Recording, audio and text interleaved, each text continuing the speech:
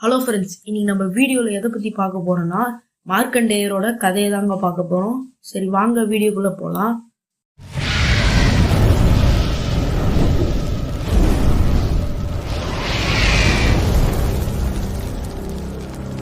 முதல்ல மிருகண்டர் மருத்துவதி அப்படின்ற 2 பேர் வாழ்ந்துட்டு வந்துட்டு இருந்தாங்க.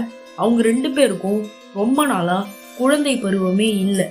அதனால அங்க மிருகண்டவர் என்ன பண்றாருன்னா சிவன் கிட்ட ஒரு வரம் வாங்கறதுக்காக தவம் பண்றாரு. இந்த தவத்துல மகிழ்ந்த சிவன் என்ன பண்றாங்கன்னா அவங்க தோன்றி உனக்கு என்ன வரம் வேணுமோ கேளு அப்படின்னு சிவன் மிருகண்டர் கிட்ட கேக்குறாங்க.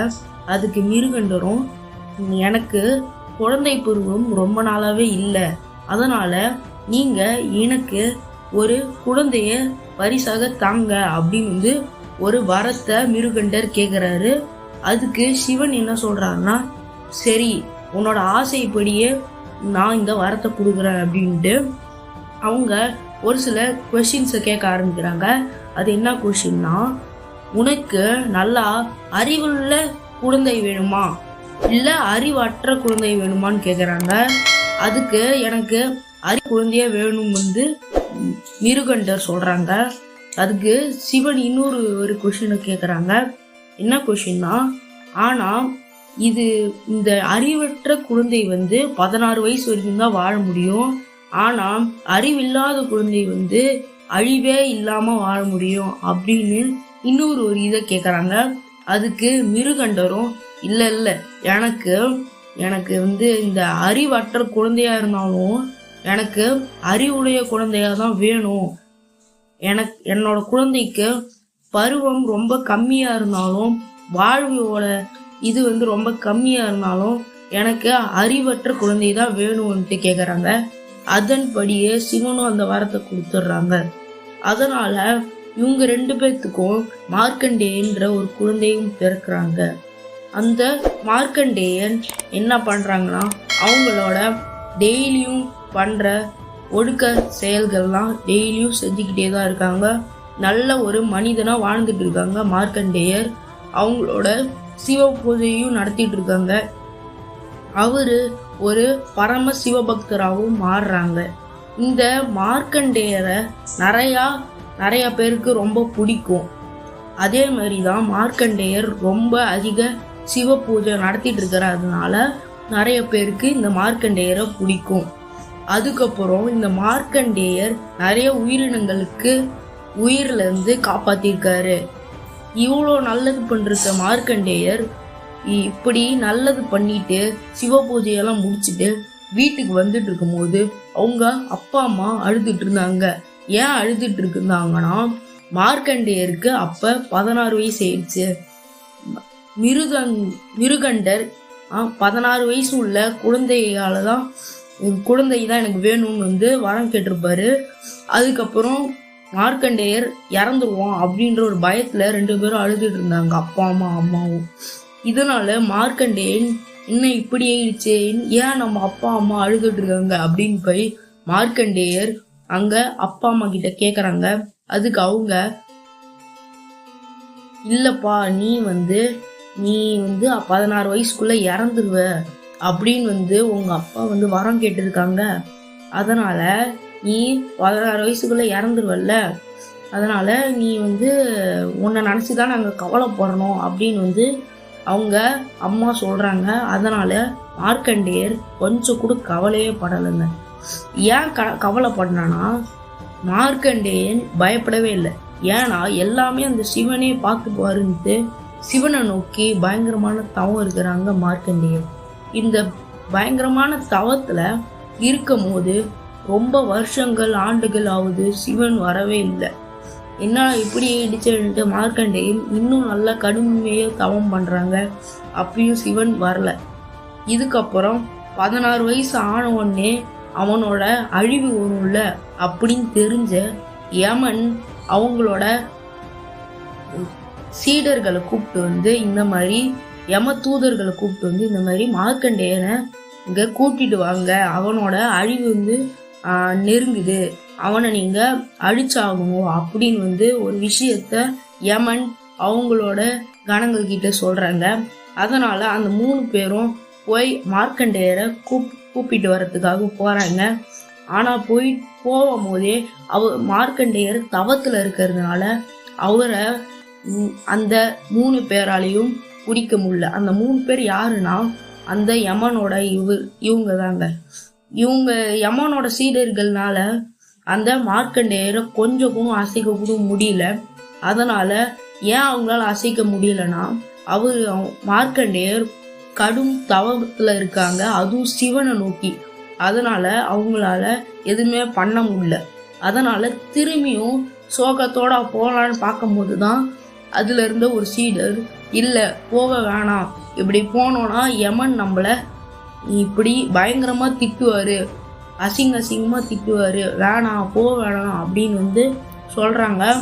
அதுக்கப்புறம் இன்னும் அந்த யம சீடர்கள் முயற்சி பண்ணி தாங்க பாக்குறாங்க. ஆனா அவங்களால மார்க்கண்டேயரை எதுவுமே பண்ண முடியல.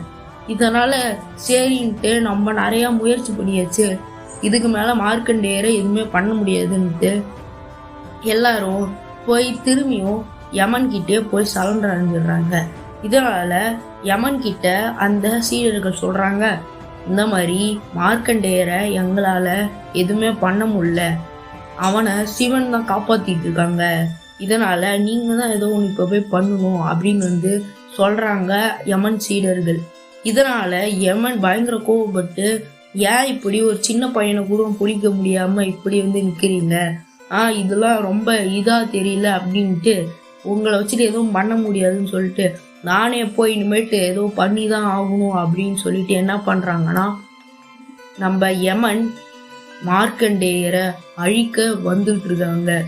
இப்படி வந்துட்டு இருக்கும் போது கடுமையா தவம் பண்ணிருக்காங்க மார்க்கண்டேயன். யமனும் அங்க வந்துட்டாங்க. வந்த உடனே யமன் மார்க்கண்டேயன் கிட்ட, மார்க்கண்டேயா திரும்பி பார் அப்படின்னு சொல்றாங்க. அது அந்த ஒலி அவங்களால கேட்க முடியல மார்க்கண்டேயரால. அதனால அப்படியே உட்கார்ந்துட்டு இருக்காங்க. திரும்பி யமன் மார்க்கண்டேயா திரும்பி பார் அப்படின்னு கொஞ்சம் சத்தமா சொல்றாங்க. அதனால மார்க்கண்டேயரும் கொஞ்சம் திரும்பி பார்த்துட்டாங்க. எதற்காக இங்க இருக்கீங்கன்ட்டு மார்க்கண்டேயர் யமன் கிட்ட கேக்குறாங்க. அதுக்கு யமனும், நான் எதற்காக வருவேன்னு உனக்கு தெரியாதா அப்படின்னு சொல்றாங்க. இத புரிஞ்சுக்கிட்ட மார்க்கண்டேயரும், ஐயோயோ நம்ம அம்மாவுக்கு நம்ம எதுக்கு வரோம் சிவன் கிட்ட வரம் கேட்கறோம்னா நம்ம அம்மா அப்பா நம்மளை பத்தி ரொம்ப கவலைப்படுறாங்க, நான் இறந்துருவணும்ட்டு 16 வயசுக்குள்ள நான் இறந்துருவேன்ட்டு சிவன் கிட்ட நம்ம அப்பா வரம் கேட்டிருக்காங்கல்ல, அதனால இந்த வரம் பழிச்சிருமோன்ட்டு பயத்துலதான் இந்த மாதிரி அழுதுட்டு இருக்காங்க. இந்த அழுகையை நீக்கிறதுக்காக தான் நான் சிவனை நோக்கி தவம் பண்றேன். இந்த சமயத்துல இப்படி யமன் வந்துடுறாங்களேன்ட்டு கவலையா இருக்கிற மார்க்கண்டேயர், யமன் நான் உன்னை பிடிக்க போறேன் அப்படின்னு சொல்லிட்டு அவங்களோட பாசக்கயிறை வீசி மார்க்கண்டேயரை கழுத்தை பிடிக்கலான்னு போகும்போது மார்க்கண்டேயர் பயந்து சிவலிங்கத்தை கட்டி பிடிச்சிக்கிறாங்க. அங்க எங்க சிவலிங்கம் இருக்குன்னு நீங்க கேட்கலாம்.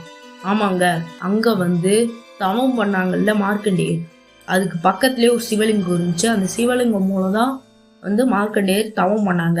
அந்த சிவலிங்கத்தை மார்க்கண்டேயர் கட்டி அணைச்சிக்கிறாங்க. இதனால யமன் அந்த பாசகீரை ஏந்தி சிவனோட சேர்த்து அந்த மார்க்கண்டேயரையும் கட்டி இழுக்க பாக்குறாங்க. அதனால சிவலிங்கத்தோட சக்தியால மார்க்கண்டேயர் கொஞ்சம் கூட அசையல. இன்னும் கொஞ்சம் நல்லா பவரா இழுத்து பாக்குறாங்க. திடீர்னு அந்த சிவலிங்கம் லைட்டா அசைய ஆரம்பிக்குது. என்னடா இது இப்படி அசையுதுன்னு நீங்க கேட்கலாம். இது என்ன உடஞ்சிருமான்னு தான் நீங்க கேட்பீங்க. இல்லைங்க, இது உடையில. அதுக்கப்புறம் இன்னும் நல்லா ஃபோர்ஸா நம்ம யமன் அந்த கயிறை வச்சு பாசக்கயிறை வச்சு அந்த சிவலிங்கத்தோட சேர்த்து இழுக்கிறாங்க. அப்படி இழுக்கும் போது அந்த சிவலிங்கம் உடைந்து அது உள்ள இருந்து ஒரு பரமசிவன் வெளியே வராங்க. இத பார்த்த யமன் பயந்தே போயிட்டாங்க. சிவன் பயங்கர கோபத்தோட யமனை நோக்கி வந்துட்டு இருக்காங்க. ஆனா யமன் பயத்திலே இருக்கிறாங்க. இதனால சிவன் ரொம்ப கோபத்துல தன்னோட திருசூலத்தை ஏந்த போறாங்க. யமன் பயத்துல மன்னிச்சிருங்க மன்னிச்சிருங்கன்னு கத்துறாங்க. இதெல்லாம் சிவனுக்கு ஒண்ணுமே தெரியல. தன்னோட பக்தன் தன்னை நோக்கி தவம் இருக்கிற போது ஒருத்தன் தன்னோட பக்தனை அழிச்சா சிவன் சும்மா இருப்பாரா? கோபத்துல திருசூலத்தை வச்சு நெஞ்சிலே குத்தி யமனை கிழிச்சிடுறாரு. அதனால யமனும் இறந்துடுறாரு. அதுக்கப்புறம் யமன் இறந்த பிறகு நிறைய தேவர்கள்லாம் இந்த மாதிரி யமன் இறந்துட்டாங்கன்னா உலகத்துல யாருக்குமே அழிவே இருக்காது. இப்படி அழிவே இல்லைன்னா எல்லாமே அமரத்துவத்துலதான் இருப்பாங்க. யமன் முக்கியமான தெய்வம் அப்படின்னு சிவன் கிட்ட சொல்றாங்க. அதனால சிவன் யமனையும் உயிர் பிழைச்சி விட்டுடுறாங்க. உயிர் பிழைக்க வச்சதுனால மற்ற எல்லாமே முடிஞ்சு மார்க்கண்டேயரும் அழிவே இல்லாத மாதிரி ஒரு வாய்ப்பை கேட்குறாங்க சிவன் கிட்ட. சிவனும் இல்லை, நீ அமரத்துவத்தோட எப்பயுமே வாழுவ, இந்த உலகத்துக்கு நீ ரொம்ப முக்கியம் அப்படின்னு சிவன் மார்க்கண்டேயர்கிட்ட சொல்லிட்டு அதுக்கப்புறம் சிவன் இன்னொத்தையும் சொல்றாங்க, நீ இன்னும் சாகலை, நான் சிவனை பார்த்து வரம் கேட்டுட்டேன்ட்டு உங்க அப்பா அம்மா கிட்ட போய் சொல்லு அப்படின்னு சொல்றாங்க. மார்க்கண்டேயரும் சந்தோஷமா அவங்க அப்பா அம்மா கிட்ட சொல்றாங்க. இந்த மாதிரி அவங்க அந்த நடந்த சம்பவத்தை எல்லாத்தையுமே சொல்றாங்க. இத கேட்ட அவங்க அப்பா அம்மாவும் ரொம்ப சந்தோஷப்படுறாங்க. சிவனும் எனக்கு வரமும் கொடுத்தாங்க அப்படின்னு மார்க்கண்டேயர் எல்லாத்தையுமே சொல்றாங்க. இதனால அவங்க அப்பா அம்மாவும் சந்தோஷப்படுறாங்க. அவ்வளவுதாங்க இந்த வீடியோ பிடிச்சிருக்குன்னு நினைக்கிறேன். இந்த வீடியோ பிடிச்சிருந்துச்சுன்னா மறக்காம லைக் பண்ணிட்டு நம்ம சேனலையும் சப்ஸ்கிரைப் பண்ணுங்க. தேங்க்யூ.